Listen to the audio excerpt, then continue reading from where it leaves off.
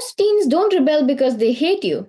They rebel because their brain is wired to overreact. I just want space sometimes. That doesn't mean I don't love my parents.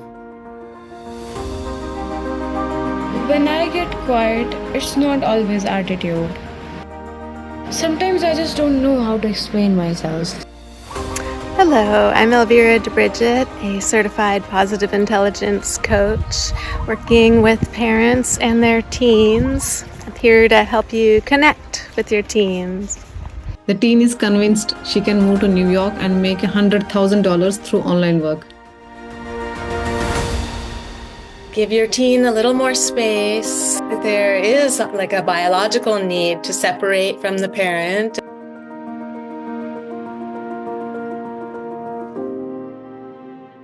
Welcome to the Dreemen Teen Talk Show.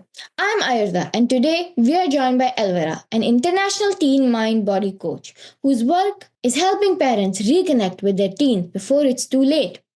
She's here to show us how to shift the conversation so teens feel heard and parents feel trusted. If you ever felt like you're losing your child, this episode is just for you. Let's dive in and join the Dreemen family. Don't forget to like, share, and subscribe. See you next time. What are some of the biggest challenges you see that parents are struggling with today? Some of the biggest ones that I hear are about communication, like their teens not being very communicative, which I think is probably not new for today. But the things that are new for today, concerns about screen time, that's the biggest concern that I hear and that I am experiencing as a mother also. Because teens, they generally shut down. They're just going inward. I like to make the comparison of a caterpillar going into a cocoon, and after a while, something totally different will emerge, but You have to survive those cocoon years. So how do you suggest handling situations where a teen views their parents as limiting their potential rather than guiding them? So they don't take them as their guides, as their support system. They view them as obstacles. That's very tricky because on the one hand, there is like a biological need to separate from the parent and to individuate and explore on your own. But it's definitely possible to maintain close connection and to have your child feel that they can come and ask you for help when they need it. So just because it's like a biological thing that happens doesn't mean that you have to have not a good trusting relationship. Parenting a younger child is different than parenting a teenager, and you have to let them process and like experience some failure and not just be like giving them the answer and saying, "Oh, I told you so," or "Let me help you." It's a delicate dance for sure, where if you can give your teen a little more space, and it's scary because do it when they're younger because there's a little bit less risk. For example, here in the United States, if you're in middle school and you're not doing your homework and you feel the consequences of getting bad grades, that's better to happen in middle school than in high school. So if the parent can step away more during that middle school time of being controlling of the schoolwork. Let them face some failures. Yeah, yes. So if then getting back to your question of like, so if the teen is really not wanting the parent's influence, then you have to step back and maybe you find someone else in your family or in your community that can be the mentor for a little while.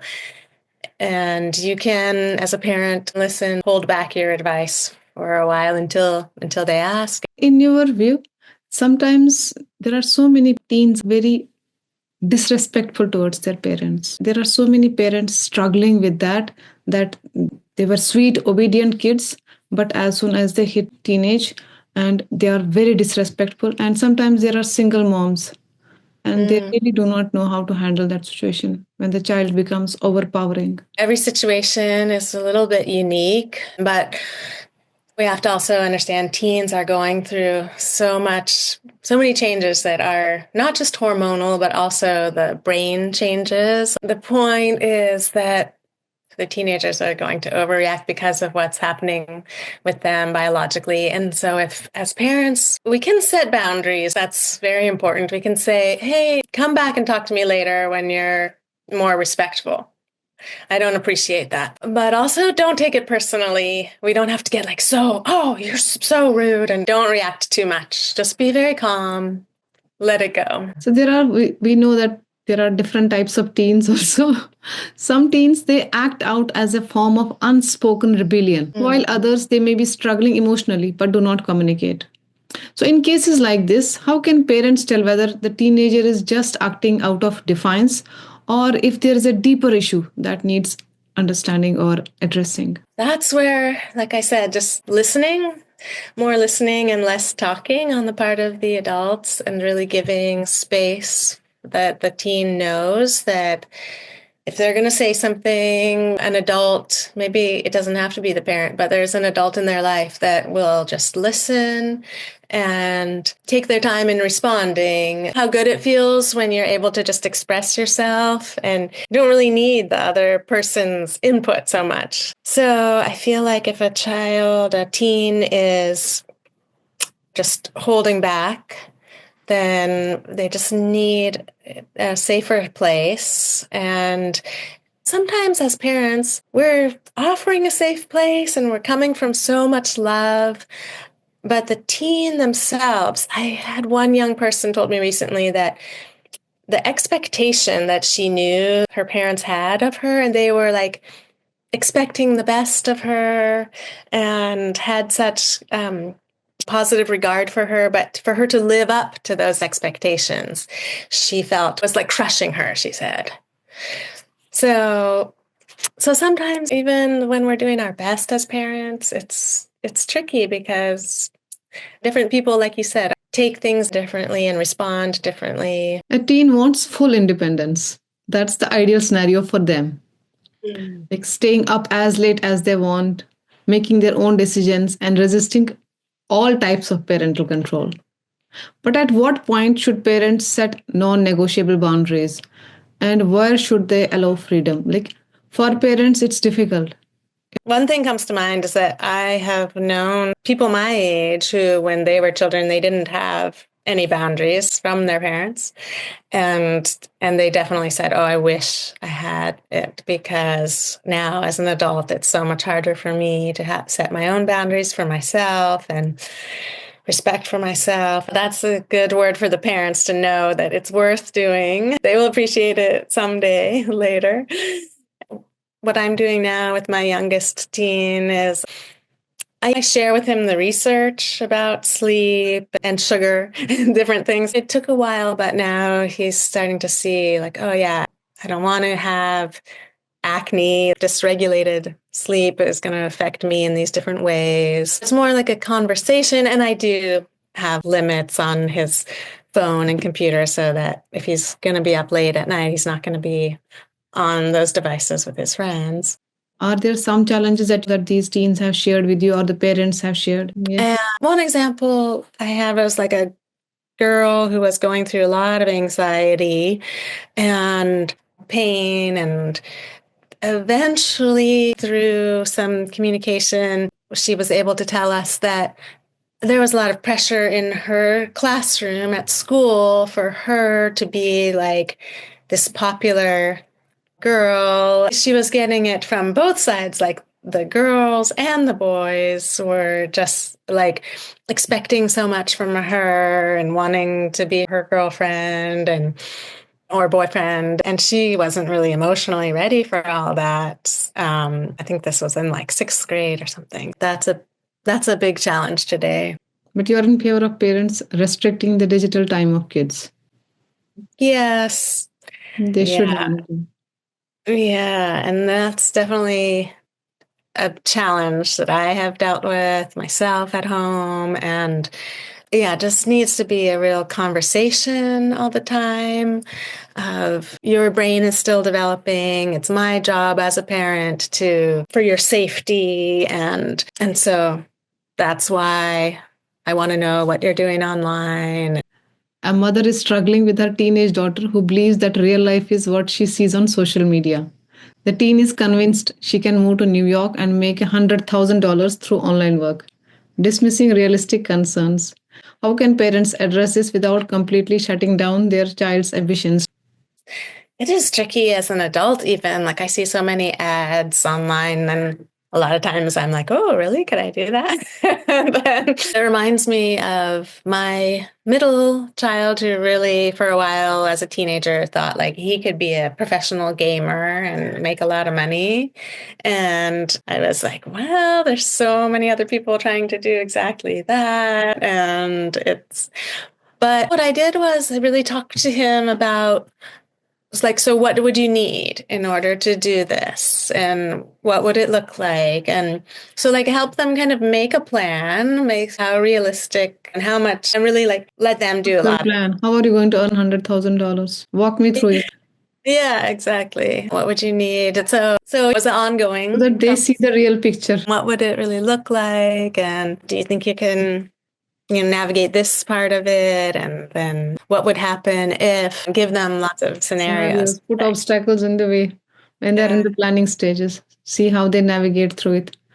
There was one more question. It was from a parent. They said that their boy's grades were falling. So they had a clear rule. If the grades are falling, he cannot girlfriend. So when they saw the report card, grades were falling. So the rule was clear. But what this boy did, very conveniently, he missed his school bus and he took a bus which goes to the girlfriend's home. And he then later called the parents that I missed my bus and there was a storm coming. So I had to protect myself. That's why I took a bus to her home.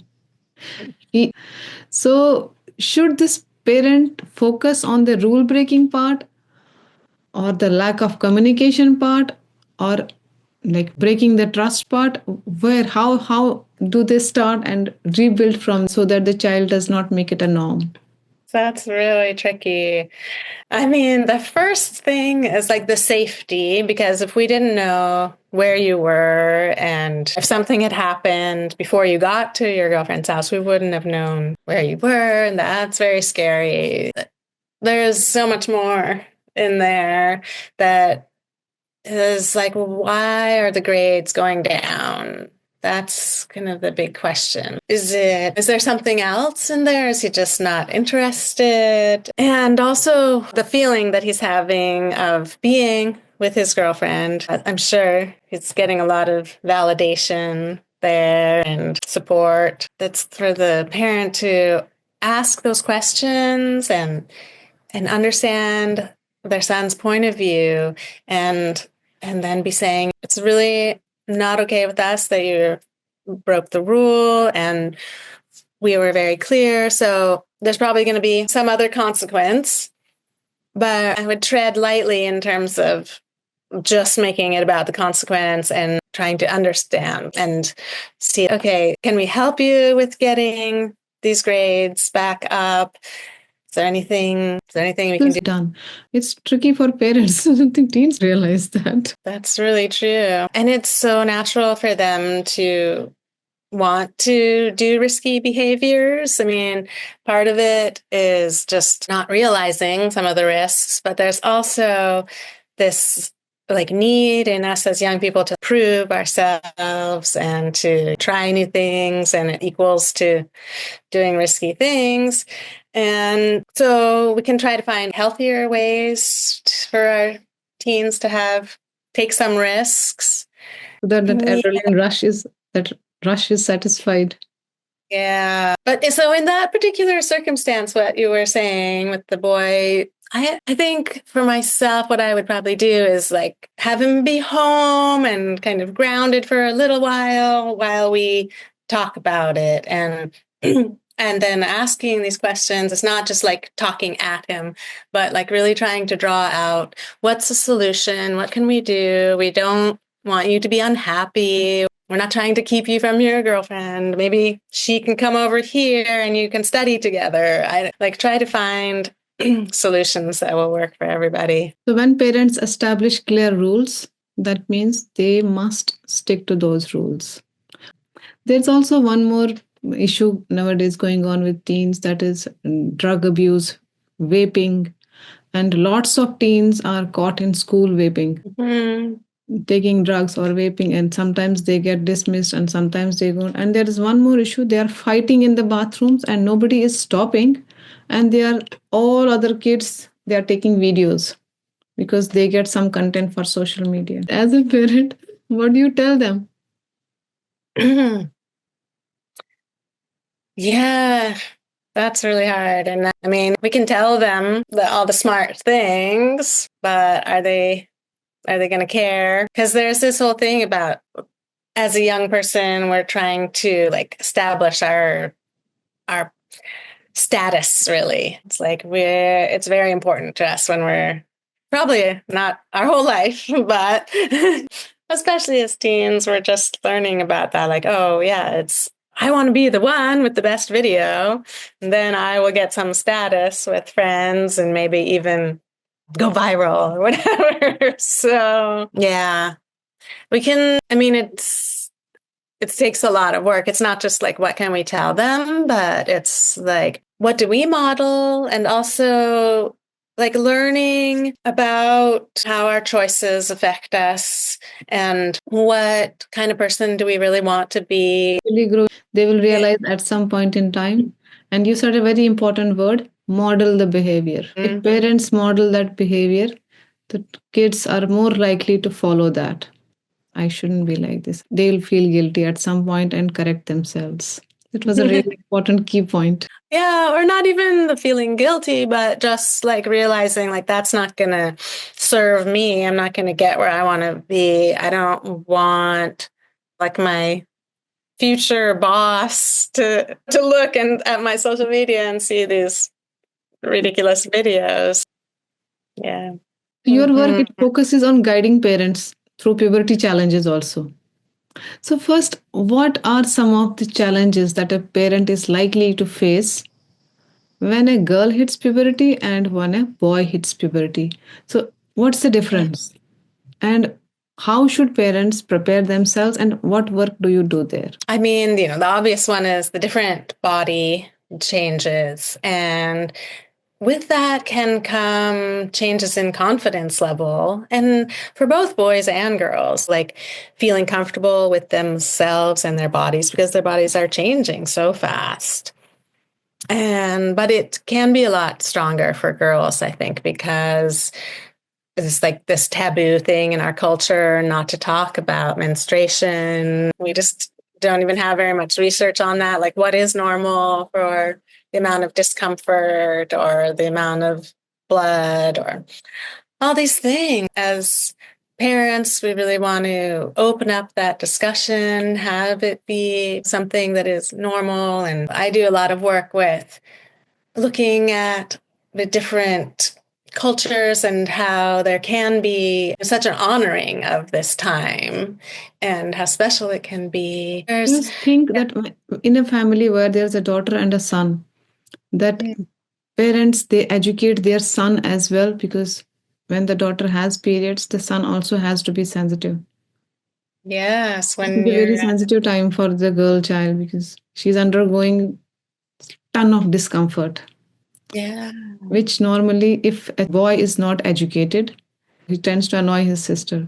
And in your experience, have you seen that parents are doing that? Do you talk about that to parents? It's across all different spectrums, but there are more people who are realizing, yes, we want our boys to be educated as much as the girls, because it's important when they grow up and they're going to be husband and father. You talk a lot about positive intelligence for teens. Can you explain what it is and how it can benefit young teens?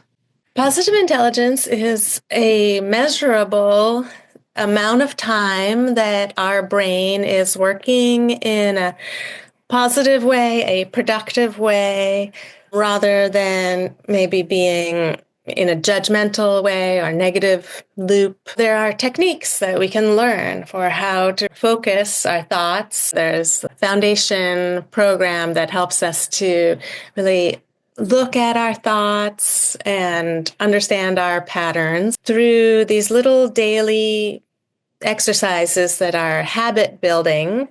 We build new habits and we build new neural pathways that are on the right side of our brain, which is the more the creative side, so that we can look for new solutions to problems instead of just like being upset and focusing on what's wrong. It's really a 7-week program where in the app, there are short little daily challenges or a focus of the day, which is like a little audio clip for like 2 or 3 minutes that just gives you something to work on for the day. And Like a habit change? yeah, exactly. Just to Does it have it. work on emotional intelligence of teenagers also? Yes, it's really important to learn these skills now so that we don't get in these habits of just acting on our emotions without a lot of thought and what to do if we do go there. So it's very, very helpful. At the end of this positive intelligence program, what skills will the teen be armed with? Yes, at the end of it, there's really an understanding of ourself in a new way. What are our strengths and what are our weaknesses? How are we relying too much on certain modes of action or being or thinking? And then there's 5 superpowers, we call them, or like sage mode of being. And so we really learn how to tap into those, when to use these different 5 powers. Oh, and that's what you asked about emotional intelligence. And this program, it really covers the same thing as emotional intelligence, but more simplified. It's all brought down to like the 3 core things that we need in order to have this emotional intelligence, positive intelligence. So yeah, I love How long does the teen have to be engaged with this app? I mean the duration. Well, the foundation program for what I do is I do an 8-week program because I like to have a week beforehand of like orientation, but it's really a 7-week program. And then after that, you have access to the app for a year and there's new engaging material, but really because it really just takes about 7-8 weeks for our brains to do this rewiring if you're doing it Minimum every 21 day. days. Yeah, so after that you're just New person. get some reinforcement. In your experience, has there ever been a challenging case which was like completely perplexing you? Sometimes there's definitely been teens that just didn't want to talk or go into it, so then I couldn't get very far. Maybe they didn't feel that I was the right person to talk with. And the trickiest one, I think, for me has been when I couldn't quite get the parent and the child to understand each other. And I didn't want to, as a coach, I'm trying to help people to see things for themselves and to take their own action, right? I'm not like prescribing anything or diagnosing. So sometimes I just feel like I can't move forward because either the parent is not really realizing what they're doing, and sometimes parents also, they have a different upbringing and they come from that background and they believe that that template can be fit on their child also, forgetting their upbringing is not the same. They're not in the same environment as we were back then. as a parent, for us to remember, like, they really need to feel even that they can contribute and that they have control over some of their decisions. We can't just force it on them. You have worked with teenagers, you are working with youth, and you are working with corporate people also. So, do you see the light at the end of the tunnel that once the teenage is over, have you seen these teens reforming with a better understanding? Oh, yes, definitely. Yeah, it's the teenage years are so challenging and it takes people different amounts of time depending on what they're going through. But I definitely see people in their later 20s and 30s figuring figuring it out and making new changes. If you have some fine piece of advice for a parent who is currently struggling and thinking that my teen is acting out, it's so difficult, why is he like this? What's your advice for that parent? I think my number one advice is to stay curious, and don't make judgments and assumptions, but really be asking in an open way, like what are all the factors that are playing out here, and just staying curious and listening. Be open to listen. Take Yeah. feedback from your teen. Yeah. Yeah, it can Thank be you so really much. challenging. Your insights are really, really great. Your insights, they have been truly valuable. Oh, And I'm thank sure you. so many parents and teens, they will benefit from your wisdom. Is there any website or if somebody wants to connect with you? My website, which is teenmindbodycoach.com. You can book a free call with me and have some resources there. You can also find me on Instagram as Puberty Doula. Thank you. Yes. Thank you so much for your time. Elvira, it Yes. has been an absolute pleasure to connect with you. Yes. Thank you, Manju. And yeah, I'm so excited for the projects that you're working on too. Thank you Yes. so much.